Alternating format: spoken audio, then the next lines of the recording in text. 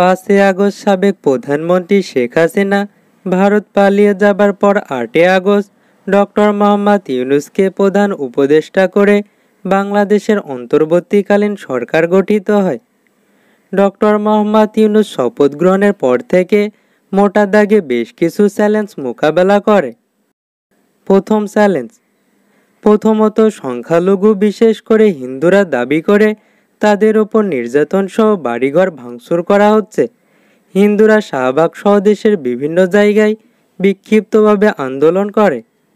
দ্বিতীয় চ্যালেঞ্জ, 5 আগস্টের পর আইন শৃঙ্খলার বিঘ্ন ঘটলে পুলিশরা 11 দফা দাবি নিয়ে কর্মবিরতিতে যায়।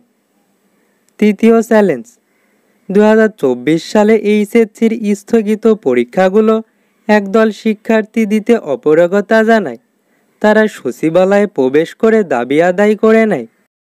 চতুর্থ চ্যালেঞ্জ, অস্থায়ী ভিত্তিতে নিয়োগকৃত আনসার বিদ্রোহ করে।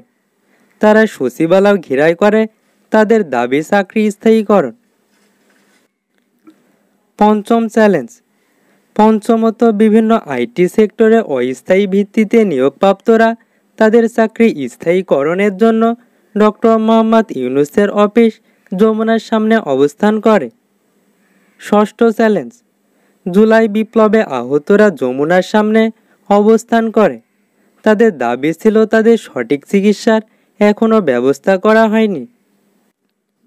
সপ্তম চ্যালেঞ্জ, পার্বত্য চট্টগ্রামে পাহাড়িদের সাথে বাঙালিদের দ্বন্দ্ব শুরু হয়।